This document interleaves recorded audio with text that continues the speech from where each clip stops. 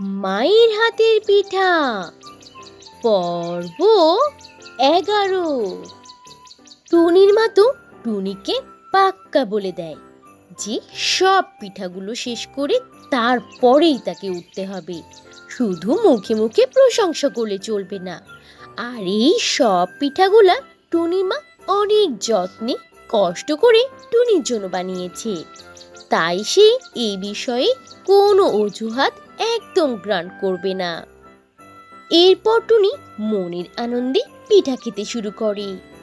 আর পিঠা খেতে খেতে তার মাথায় একটা মজার আইডিয়া চলে আসে।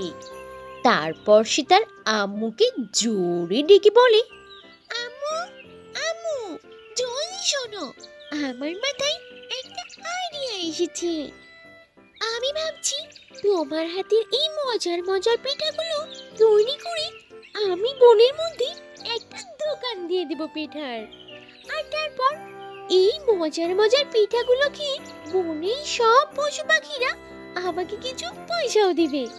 তাহলে তোমার হাতের মজার পিঠা সবাইকে খাওয়ানো হবে, আর আমাদের জন্য একটা ভালো ব্যবসাও হয়ে যাবে। আর তাছাড়া দেখো আম্মু, এত সুন্দর মজার করে পিঠা বানাতে এই বনের মধ্যে আর কেউই কিন্তু পারে না। তাহলে বলো তো, আমাদের ব্যবসাটা অনেক ভালো আর পপুলার একটা ব্যবসা হবে। তুমি দেখে নিও, আমাদের এই পিঠা খাওয়ার জন্য লম্বা লাইন পড়ে যাবে। তখনই তুমি বুঝবে তোমার হাতে পিঠা কত মজার। আর শোনো মা, আমি এটা বলছি তার আরো একটা কারণ আছে। তোমাকে এই দোকানটা দেওয়ার পর আর কষ্ট করে অন্যের বাড়িতে কাজ করতে হবে না।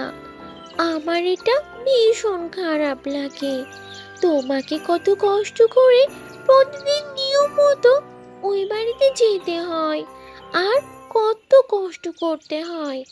তার থেকে তুমি আর আমি মিলে এই দোকানটা শুরু করি, দেখবে ইনশাল্লাহ ভালোই হবে। আর সবাই তোমার অনেক প্রশংসা করবে।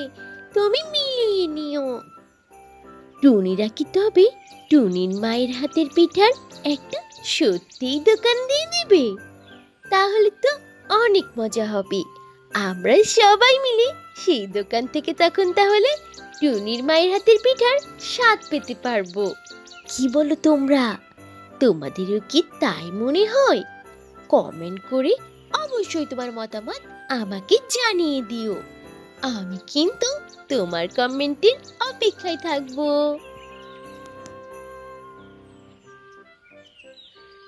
তো বন্ধুরা, এই ছিল আজকের গল্প। গল্পটি থেকে কি শিক্ষা পেলে তা অবশ্যই কমেন্ট করে জানাবে। আর ভালো লেগে থাকলে একটা লাইক করে দেবে। আর এখনো যদি চ্যানেলটি সাবস্ক্রাইব না করে থাকো, তাহলে এখনই লাল রঙের বাটনটি চেপে চ্যানেলটিকে সাবস্ক্রাইব করে দাও। আর অল দিয়ে নোটিফিকেশন প্রেস করে রাখো। তাহলে বন্ধুরা, আজ এখানেই শেষ করছি। আবার দেখা হবে নতুন কোনো ভিডিওতে, নতুন কোনো গল্প নিয়ে। সে পর্যন্ত তোমরা সবাই ভালো থাকবে আর নিজেদের প্রতি খেয়াল রাখবে। আল্লাহ হাফিজ।